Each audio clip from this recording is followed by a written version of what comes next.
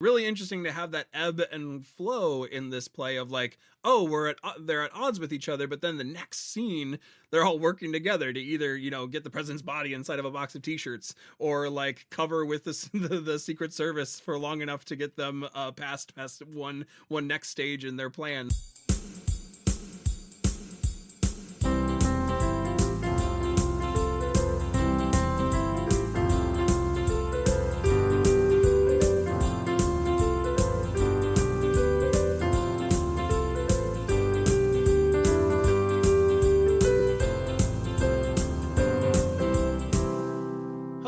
Everyone, and welcome back to No Script, an unscripted conversation about theater's best scripts. I'm Jackson, and that is Jacob, and we are going to be jumping into a conversation today, the second conversation of our season, about a great play, a really funny play, a really energetic play, really important play, and a play that has really like popular play. Yeah, a play that has like skyrocketed in the last couple of years. Yeah, today we're talking about a play that is an interesting contrast to the play from last week, which was English by S12.E02, and for lots of reasons, most of which we don't get into. We don't do a lot of comparative kind of discussions in this podcast except during themed month. But one of the ways that it is an interesting pairing for the first two episodes of the season is that English was the winner of the Pulitzer Prize for Drama. So this really incredibly lauded play, we're talking about like the people who are assigned, who are, I guess, elected. I don't know how the Pulitzer board is formed. That's an interesting question. But this group of people who read and see a lot of plays and then discuss their merit, they awarded this play the top playwright prize. This week, we're discussing the play that was the third most produced play in the country in 2023 that opened on Broadway. So we're, not that this play's not excellent, it is, but we're talking about today of an incredibly popular play, a play that swept the nation's stages. And that's an interesting kind of pairing to start the season. You have the critically acclaimed, well-lauded, we raved last week about its structural integrity, the just elements of good playwriting that's in that play. And today, this is a big comedy. This is a crowd pleaser. This is a laugh out loud kind of a play. And again, it's not that it's not excellent. They're both excellent. But they come to the podcast from somewhat different worlds. Yes, indeed. Yeah, if you haven't read the title yet, or you were not paying attention in 2022 and 2023, today we're talking about POTUS, or Behind Every Great Dumbass, What There Are 7 Women Trying to Keep Him Alive, by Selina Fillinger. Excited to jump into the conversation around that.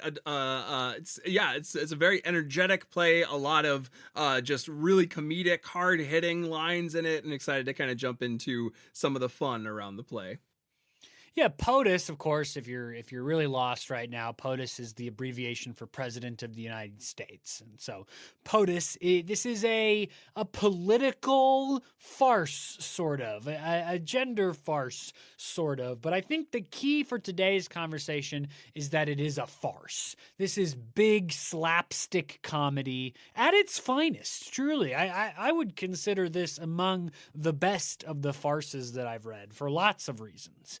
But it is big physical comedy, outrageous characters who make decisions within the bounds of their outrageous characterness. And that sort of justified, wild decision-making is what tells the story. And we don't talk about a lot of farces on this podcast because they're really a live experience, right? It's sort of hard to talk about the structure and the mechanics of something that is designed for big comedy. We've lamented often, in fact, how when we're talking about comedies on the podcast, it's like, and at the end of the conversation, we go, oh yeah, and it's funny.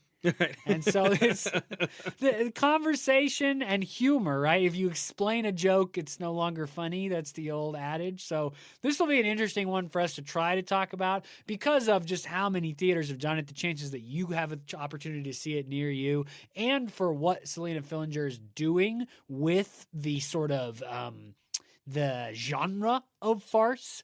I think are all worthwhile inclusions on the podcast. Really excited for the conversation, but it'll be kind of an interesting one, kind of shoot from the hip, and we'll see. I don't know exactly where this is going kind of conversation. Right, for sure. We're unscripted for a reason, and we enjoy having these unscripted conversations about theater's best scripts. So this is definitely one of those, and I'm excited for that. So yeah, we'll be talking about farce. Also, farce often has great social critique baked into it, and that is certainly true of this particular script. It has a lot to say about women and the power structures in which women function. So this is a good point right away at the start of the conversation for us to say, once again, we're approaching this conversation from our own position, and however we show up to that, we know that our biases are involved at coming to it as two white guys talking about this play. So right away at the top, we wanted to let you know, down in the description of this episode below, you can find links to other folks who are having conversations around this play who do not have the same descriptors as us. We really want to be sure to connect you with some more conversations around this play. It is a very well-produced play, as you're about to find out from Jacob's context. So lots of available stuff out there. Definitely check those out as well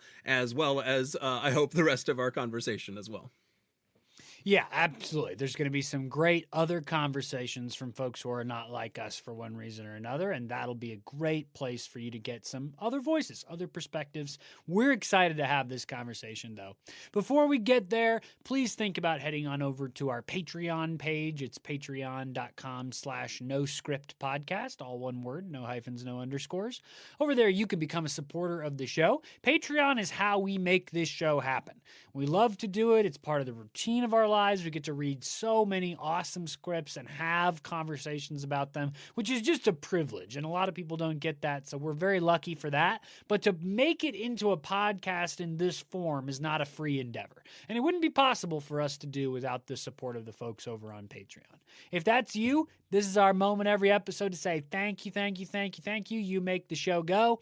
If it's not you yet, just think about it. Maybe go check the Patreon page out, see what you think. We've got different tiers, and the tiers correspond to a monthly amount that you choose to give to run the show. The lowest tier, $1 a month, $12 over the course of the year. We've had that $1 a month level as long as we've had the Patreon page, and that's where the most of our supporters are at the $1 a month level, and we're super, super thrilled, super grateful. That is super helpful. So please think about it. There's a lot of benefits over there. You know how Patreon works. There's all kinds of different things you check out over there. The major benefit, though, is getting sneak previews about what's coming up on the podcast. So our great supporters have known for a while what are the first group of episodes that we're talking about. And as we prepare for a themed month, they're going to know well in advance what the themed month is going to be. All that kind of stuff.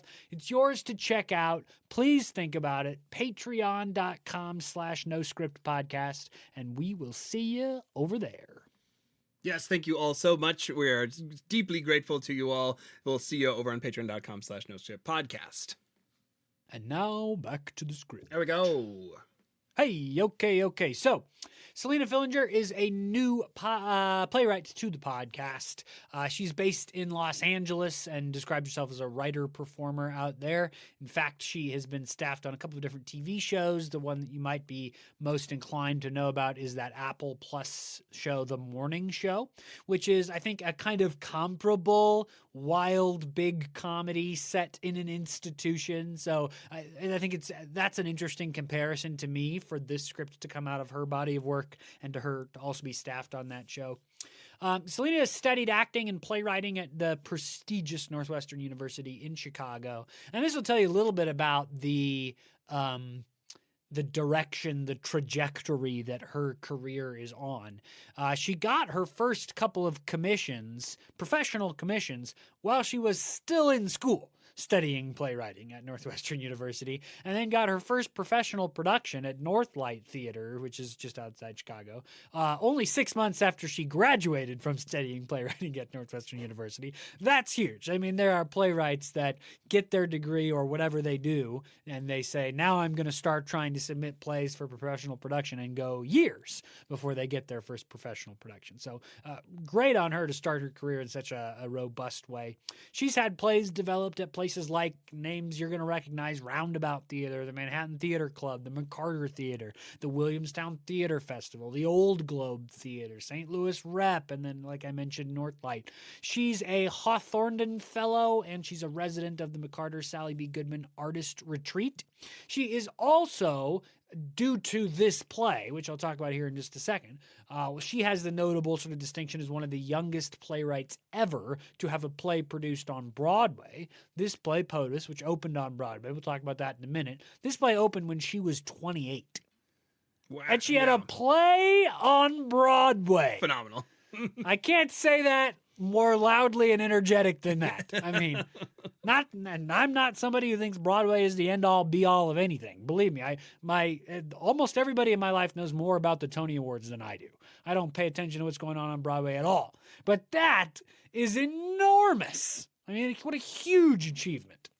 She is other awards, 2019 Lawrence Hatcher Award, 2019 Williamstown Theater Festival's L. Arnold Weisberger New Play Award.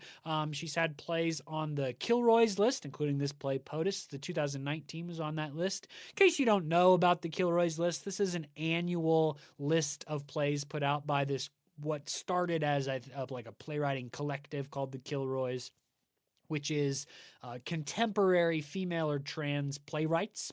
And so they put out this list of plays by contemporary female and trans playwrights, and these are sort of like the best of. They're kind of reformatting what it is now, is my understanding, but this is a pretty prestigious list. Just to give you a sense of who else is on this list alongside Selina Fillinger, we're talking about people like Larissa Fasthorse, Martina Mayoke, Dominique Morisseau, Heidi Schreck, Jen Silverman, Jackie Sibley's Drury, Paula Vogel, Lynn Nottage, Lauren Yee. And that was me being selective. There are many other names that you would also know, but I can't just read names for the next 10 minutes. So it's a prestigious list of the playwrights in America right now, and she's on there. Like I said, POTUS was the third most produced play of 2023, but it actually opened on Broadway. Again, huge achievement for her. It was in talks to be produced in 2020, so she would have been actually younger when this play was in talks to be produced. But of course, 2020 was 2020, and it did not open on Broadway in 2020 due to our wonderful friend, the COVID-19 pandemic. It did premiere on Broadway in April of 2022 at the Schubert Theater.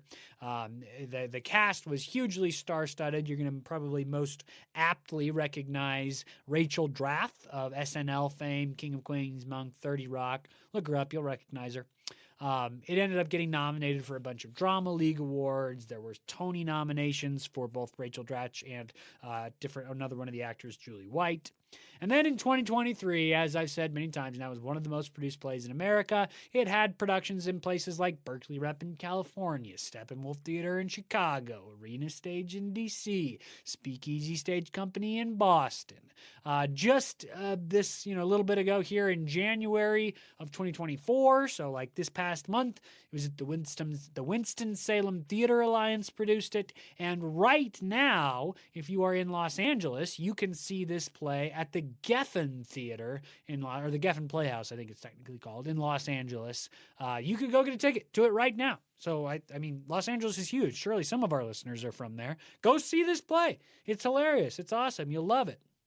And now, one of my favorite sub-items of the context section, where I go onto the Concord Theatricals website and read out the impressive list of all the places producing this play this year. This has become one of my new favorite things to do. I don't know why, but listen to this. I'm going to just go on forever. Actors Studio Theater in Albuquerque, New Mexico. Big Idea Theater in Sacramento, California. Carlsbad Play Readers in California. Coachella Valley Rep in Coachella.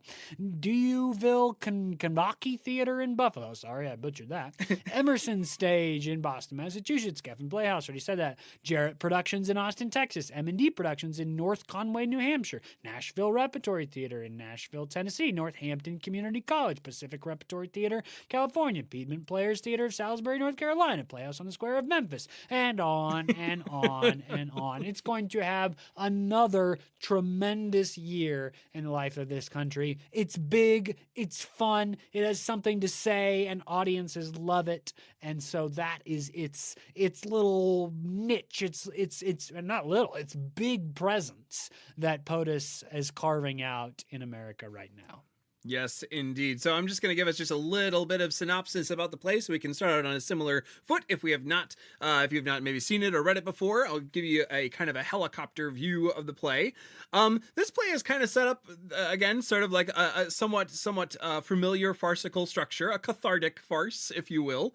There's kind of the 4 phases that I'll talk about today. You have the kind of setup, you have a big event that kind of throws things off, you have the chaos that falls out from the event, and then you have the resolution, sort of, in this case, of the chaos. So we'll kind of jump into that conversation. So the events of the play all happen in the White House, and the president of the White House at the time is an unnamed, non-specific male president, who we find out through the course of the play is not only somewhat inept at his job, but also unfaithful in his marriage, dangerous at times in terms of his foreign relations, and all sorts of things going wrong with his presidency that the 7 women around him are trying to keep the ship of state afloat around him in various ways, and I'll get into that. But the events of the day are such that it's a very important day at the White House, as many days I imagine would be. The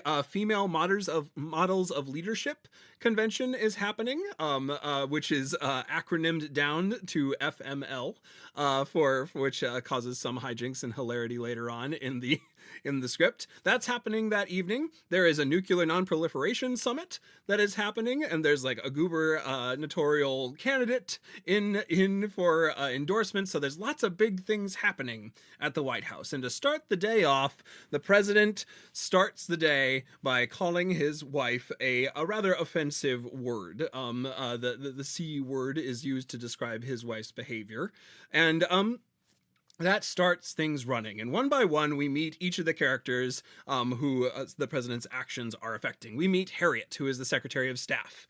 She is in charge of keeping everything afloat, and goes about the work of trying to put out all the fires that the president is causing, with all of these different areas that are materializing, and kind of going around and coordinating a lot of the efforts. We find out that she has a lot of time spent in that effort with Jean, who is the press secretary. And Jean also spends a lot of time putting out fires and things like that throughout the day as more and more problems arise. We also meet Stephanie, who is the president's secretary, who is someone who is trying to kind of work up her confidence in the space as the kind of door guard, also the kind of runner for a lot of what Harriet is trying to put out into the world. She's also kind of taken under Harriet's wing and sort of mentored by Harriet throughout the play. We next meet Chris, who is a reporter. Chris is kind of hungry for a story. She's being kind of pushed out of her job by a bunch of young male candidates at her paper, and she's kind of in need of a story, and kind of latches on to this story of the president calling his wife an offensive word, which then ripples into the nuclear proliferation summit, that other people are offended that the president said this word, and so it's starting to kind of balloon, and everyone's trying to get a hold of it and keep it all together. On top of it, you have Bernadette, who is the president's sister, who is apparently in need of a presidential pardon by virtue of her being a drug runner in many countries, who the president is considering giving a pardon to. They're trying to keep a lid on that. And then into all of that, you also have Dusty emerging, who is a young girl from Iowa who the president apparently had an affair with, and she is pregnant now. So she is arrived at the White House at the invitation of Harriet to kind of figure out what's going on next with all of that. And in the middle of that as well, you have Margaret coming through, and Margaret is the president's wife.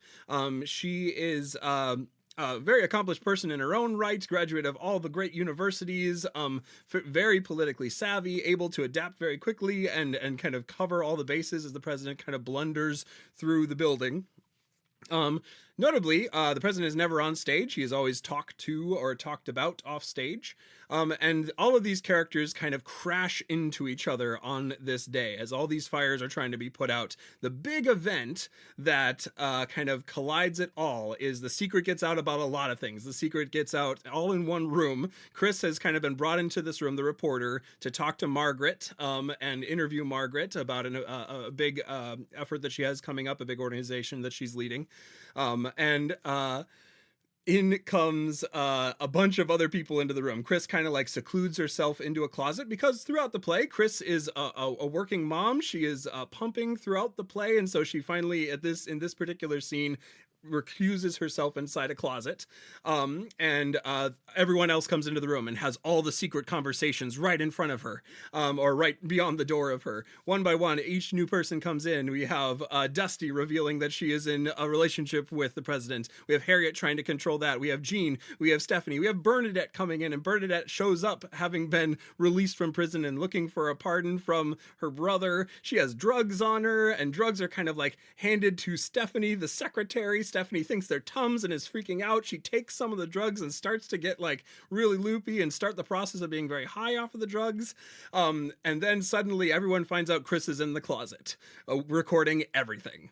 Out pops Chris. There's a big struggle that occurs. Chris's phone is tried to successfully grabbed by one of the other members, I believe Jean. And Chris grabs this big bust of someone, this big heavy like metal or stone head, threatens to either break it or throw it at someone or hurt someone if the phone isn't returned to her. Jean throws the phone to the ground, steps on it, and so Chris throws the bust across the room. Everyone ducks as the door opens and you hear the president's voice off stage. What's going on in here? The bust flies out the door, knocks the president over the head. End of Act 1. Whew, there's the event. Now, next up comes the chaos. All the chaos ensues. The president is apparently dead by virtue of this bust hitting his head. And everyone tries to like go through the process of what are we going to do? How are we going to cover this? Can we cover this? How do we cover this? A, from the point that Chris murdered him. B, from the point that there's a lot of other stuff going on. And we got to figure out a way to kind of have these events still go off unhitched, as well as like the kind of nuclear war that could possibly happen soon. So on and on this thing goes. A plot is hatched to try to get him out into the garden with a suicide note with drugs and things like that. So they have to try to move the body through the White House through the course of the day, all while Stephanie is slowly getting higher and higher, kind of running throughout the place. At one point she like goes over to the body and starts playing with the blood. So she has the president's blood on her. She's running through the White House. It's all going nuts for them. And throughout the rest of Act 2 is spent this effort to try to get the president out of the building to this place where they can say that he committed suicide and then kind of pass it off that way. This kind of culminates in a bathroom conversation where the president is kind of in this box obscured by t-shirts, and they're trying one more time to figure out some way to cover up the fact that he is dead. And the kind of final moment of this scene is the president's leg, which is hanging out of the box, kicking back to life. So somehow the president has survived his interaction with the bust, and then they move on to the Female Models of Leadership convention. Much behind the stage things are happening at this convention as well, as they try to get the president in such a state that he can still make his speech. Margaret goes up on stage to try to cover. Stephanie and Dusty end up going up on stage to try to cover for the gaps that are happening in the programming. And one by one, each of these characters start to confess how ridiculous this is, that they are having to overfunction to this degree to take care of this dumbass president, to kind of cover for him over and over, and how each of these moments where they have to kind of stretch and cover and do sort of insane, absurd things to try to cover for him is just indicative of a bigger problem that is happening all around them, and is sort of coming to a head with this convention and in the evening. Stephanie and Dusty eventually find their way off stage, even though the crowd wants more and more of them to kind of continue this sort of dance to a playlist that Stephanie has been using this whole time to kind of like hype herself up, to kind of bring herself towards a more like staunch leadership position. And eventually they all kind of find their way backstage as the president is kind of blearily, assumedly somewhat comatosely, trying to wrangle the crowd, which just wants more of Stephanie and Dusty to come back on stage and dance to the soundtrack that they were kind of whipping the crowd up with. And the group of them kind of stand backstage with the knowledge of just how far this has gone. Especially Harriet kind of goes through this process of like, man, this is wild how far I have gone to try to make this happen. And they kind of have this moment of shared solidarity, but also a statement that I believe Harriet makes at the very end of the play, that there's more coming. There's a realization coming that this can't go on, and we're ready for it. We're standing shoulder to shoulder. It's time to change this sort of thing. That's kind of the end of the play. They watch from off stage to the shouts of people asking to bring Dusty and Stephanie back on stage. And that's kind of the wrap up, the resolution. It feels to me like there's more beyond the end of this resolution, but the resolution of the hijinks of the day is that they managed to get the president back to the convention and somehow pull off this farcical almost heist to get to the end of the day, one more day longer. Yeah, there's so many great characters in this play. It's a huge ensemble piece. There's some excerpt from some review or some quote, something I read that talked about how this is the kind of play without any real minor characters. And I thought about that when I read that, and I said, is there any character that I would think like, their story is like a side, and I honestly couldn't come up with one. Yeah. I think the play is really balanced between a very large cast of characters who are all engaged in their own issues and then who come together. I mean, we're talking about 7 different people across the course of a less than 2-hour show who have major things going on in their personal lives and problems to solve in the professional realm at the office. So we've talked on this podcast, we talk a lot about negotiating between professional and personal, and this play certainly gives you that on almost every character to some degree or another in a substantial way. Yeah, no, each of them are kind of like interlocked into each other really complicatedly. There's a relationship between Jean and Bernadette that comes out, that they've had a relationship before that is kind of rekindled as Bernadette has returned. Jean and Chris have a long-standing kind of arrangement and agreement with each other as reporter and press secretary. So all of these characters, are enmeshed in such interesting ways that like when because they're all, especially Chris has some counter purposes to some of the group, Dusty has some counter purposes to some of the major group. So every time that there's like a fair bit of conflict or contention, their connection and collaboration also ends up being pulled on, which is really interesting to have that ebb and flow in this play of like, oh, they're at odds with each other, but then the next scene they're all working together to either get the president's body inside of a box of t-shirts, or like cover with the Secret Service for long enough to get them past one next stage in their plan. So there's all sorts of like pieces of great conflict, but also great collaboration from them. Yeah, and I think if you're looking for like the central character or the if there is one, if there's a protagonist, I mean, I think the obvious answer becomes Harriet, the kind of the right hand person to the president, the chief of staff, the major problem solver, in large part just because all of the problems of the play are in some way or another hers, because they all, even the personal stuff for each of the other characters, relate back to this sort of central figure of the president of the United States. I'll also say that the play begins with this character having to deal with a particularly egregious decision by the president to use the C word in description of his wife, which is terrible in and of itself, while she's in the room, which is even worse, while there are foreign dignitaries and press and such there. I mean, it's bad, bad, bad all the way around. And the first problem of the play is, what are we going to do about this idiot? And Harriet is asked to solve that problem. The play ends when they've solved this sort of romp through the, oh my gosh, we almost killed the president, run through the White House, all this kind of farcical chase stuff. The play ends with her discovering that the president wants to replace her. Yeah. Wants to fire her and hire a man to replace her in this role. And that really is what defines the sort of final beat of the play. That decision says, now she says I think she kind of agrees to basically go on record and tell the story of this complete idiot of a president that she is working for is generally how the play ends. So in terms of first scene to last scene, that is a character that clearly moves between those two places in an obvious path. Yeah, I agree. The kind of you kind of get the sense from a lot of the other characters that they know the degree to which they are sacrificing, the degree to which they are covering for this president. And part of it is also there's the question of how much are you willing to sacrifice? What is the cost of staying, and is it enough to stay?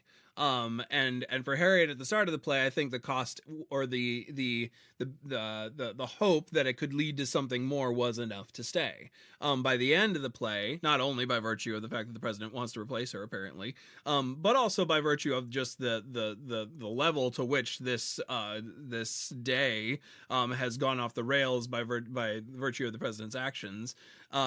She has landed in the state of, it's not worth it to stay. It's not only is it not worth it to stay, it's worth it to resist this, because it is so broken that it continues to persist in this way. And so yeah, I agree. I think the only person that kind of gives Harriet a run for her money in terms of protagonist might be Margaret. Margaret's the other one that has a lot of weight in the show, in terms of like gravity on stage when she's there, plot around what's going on with her, and also, like some big things happen to her this day. Like, not for the first time, her husband's lover appears in the room. Probably, assumedly, for the first time, he's presumed dead. He's brought back to life. She has to jump into a bunch of speeches for him. She has to cover all over the place for his absence, for his neglect. So Margaret has quite a bit of journey in the play, as far as like ground covered and also like situations covered. So she was the other one that I would probably offer forward as someone with large protagonist energy in the play. No, I completely agree. I think that those two characters, and I think you could maybe make a comparable argument for Chris, and then there comes to a point where you start going down the list and you're like, wait a minute, it's not, it's an ensemble. Just a really, really solid ensemble play. And speaking of ensemble, I think it's worth spending some time reflecting on one of the things that Selina Fillinger's doing in asking for the casting of the play. Of course, and I think maybe we should say this, although I think it's the more obvious look at this play.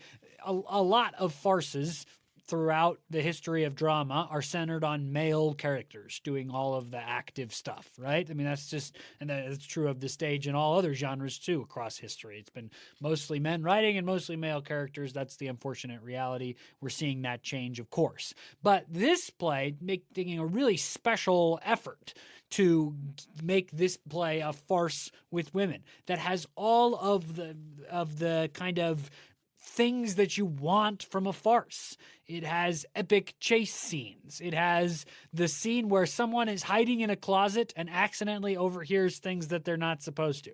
Every farce ever's got that scene in it. Now, that's an exaggeration, of course, but you see what I mean.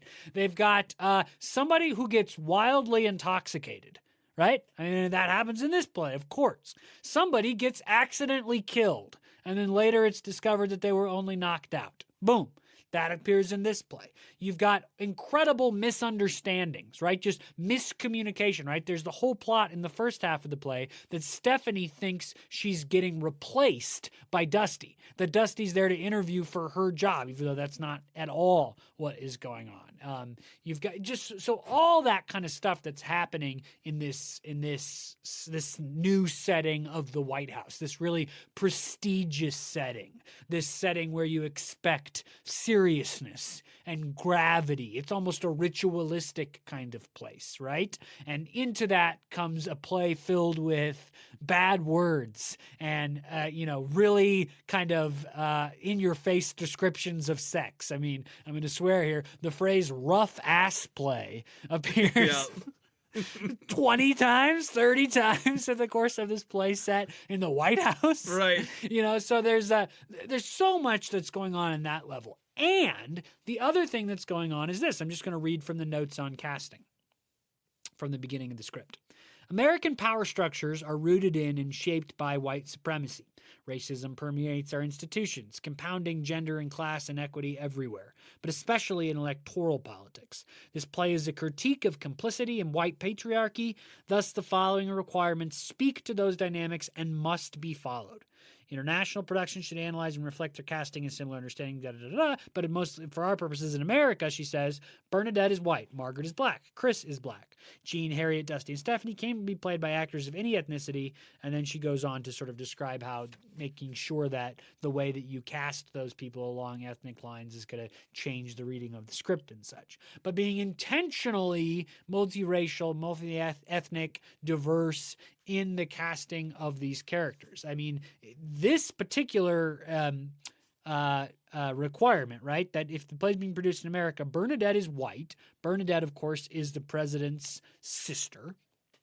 Margaret is black. This is, of course, the president is Margaret's husband.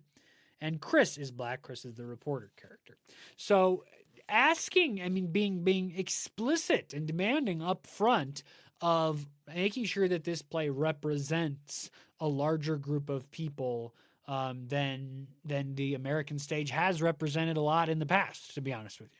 Yeah, there's a deliberate subversion of some of the expectations of what farce has been, not necessarily what farce is expected to be, but what farce has been. And yeah, that's certainly done from a sort of systemic position by the playwright in the notes, but also throughout the action of the play as well. There's lots of stuff to kind of throw into chaos the status quo. And that sort of like disorientation, that sort of like punch of something up in your face is what's needed to engage some tough issues sometime. And I think that's the fun part, or the piece of this play that does really well, is kind of hit that under layer of farce, use comedy, use hilarity, and use expected comedy. I mean, the reason why I went through that list of kind of tropes is not the word I want. I'm having trouble coming up with the word I want. I mean, like, established requirements of a genre. Like mainstays. Yeah, like these are the things, like if you're going to have a tragedy,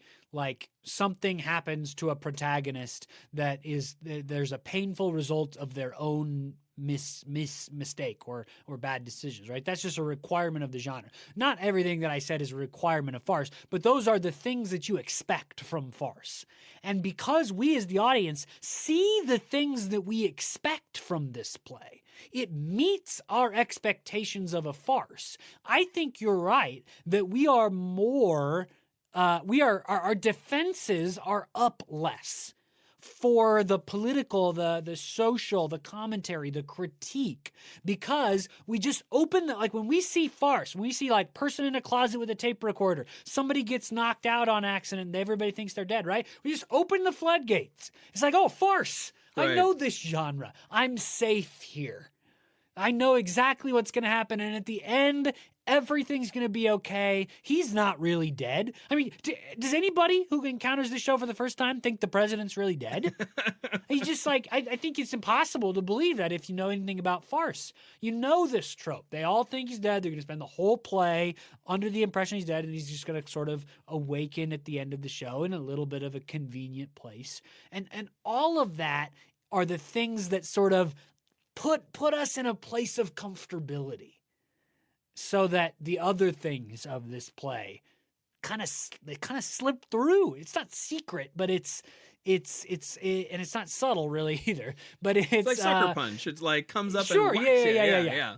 Yeah, no, it like it when you're least sometimes when you're least expecting it, a line will come in and just like nail you with either the commentary or like a poignant moments between characters too. Like there's lots of side conversations between characters that kind of hit you out of nowhere. It's like, oh my gosh, I felt that. I imagine the audience for this play is not only quite loud in the comedic sense of laughing, but also because you're laughing, because you are set up to be vocal as an audience. I imagine there's lots of kind of ohs and things like that, or like sympathetic groans, or maybe camaraderie groans from the audience as these characters hit these different walls and systemic things around them. So yeah, it kind of prompts that willingness to drop down the walls of the audience, the fourth wall maybe, but certainly the shush, quiet, let's listen to this, and react in real time to what these characters are also going through. Yeah, I mean, one of those, I like your phrase, sucker punch, that kind of sneaks through. It's a joke that is repeated several times throughout the play, and it's landed for comedic effect, even while it has something, I think, pretty real to say.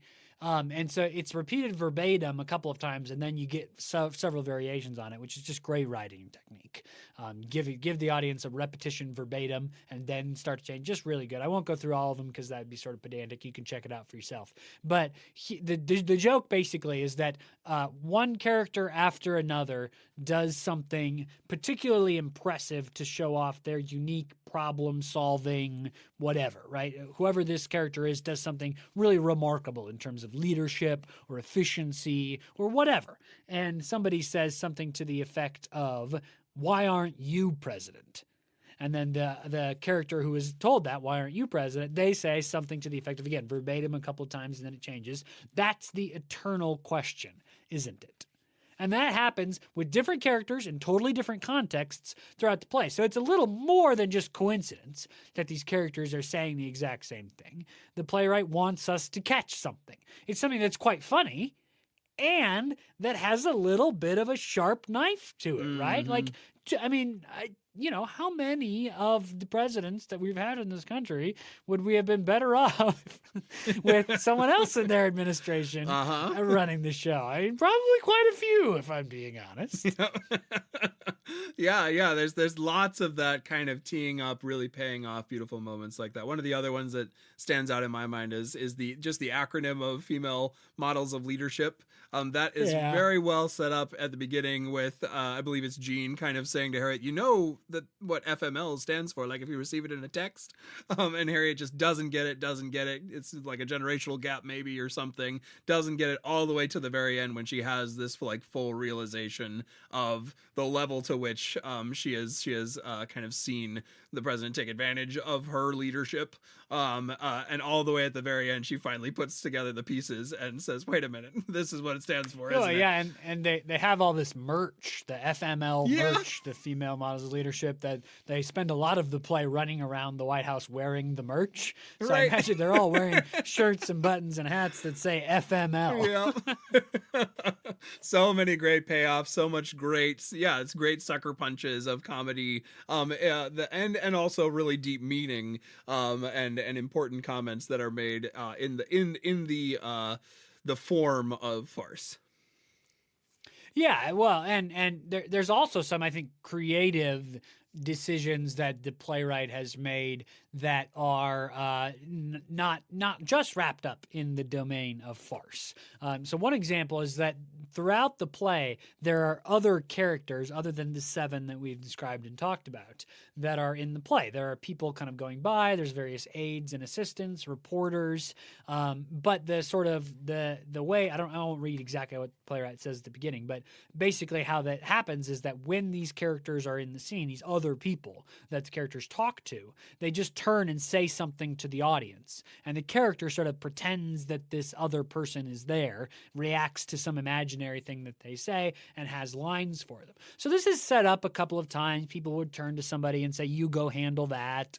No, I don't have questions," blah, blah, blah. They're talking to this imaginary other person in the scene.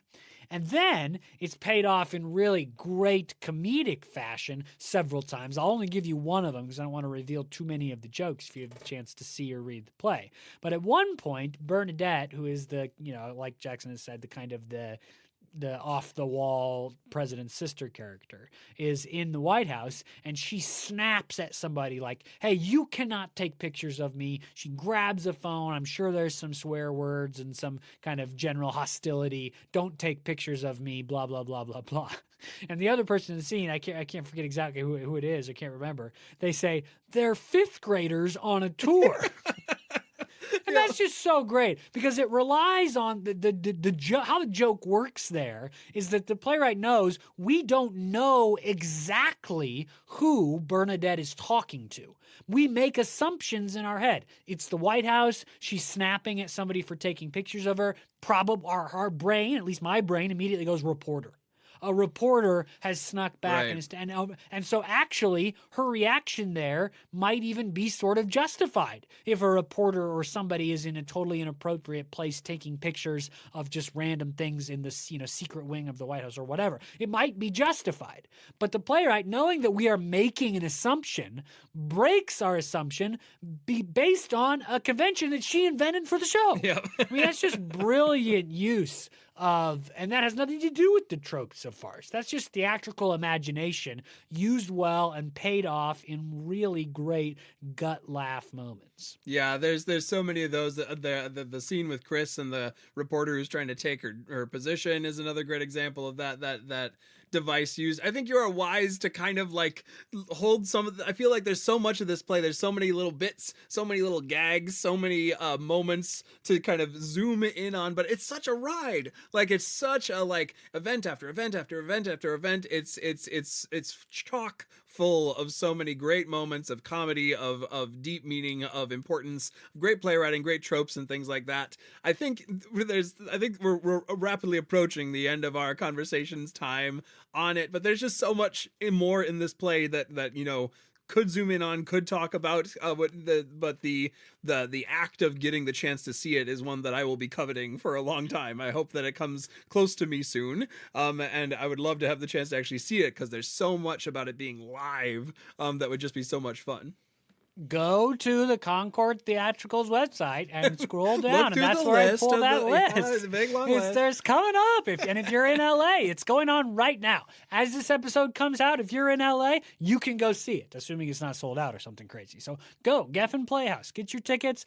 Elsewhere throughout the country, I don't mean to be Los Angeles like a privilege. That's just what came across my desk. I don't know or really care that much about Los Angeles, so that's just the one it's just the most recognizable name. I'm sure it's playing elsewhere. That's all I'm really saying. Whew, I think I dug out of that. You swung the other way, certainly. So. Check it out. Go see the show. It's going to be all over, as you could tell from the names of theaters that I read aloud at the beginning. And when you do, we would love to keep chatting about this play with you on any of our social media sites. You can find us at No Script Podcast on all the social medias. We also have a Gmail, noscriptpodcast@gmail.com. I guess not all the social medias: Facebook, Instagram, Twitter, X, all of those different sites. Find us on any of them. We'd love to keep talking about POTUS with you. Absolutely. If you've liked this conversation or any of our other conversations about great scripts, please recommend us to your family, your friends, anybody you know that likes stories, plays, theater, discussions about themes and characters and writing and that kind of stuff. I think they'll enjoy the podcast. Send them our way. You can find us on Apple Podcasts, Google Play, Spotify, SoundCloud, Podbean is where we're hosted. We're on all the places you get them, YouTube, that kind of stuff. You can also like our Facebook page, and a link to the new episode appears every Monday, like it does the Monday that this came out, and it will the next Monday when the next episode comes out in a week where we discuss another great script. Until then, I'm Jacob, that's Jackson. Thanks for joining us for No Script, the podcast.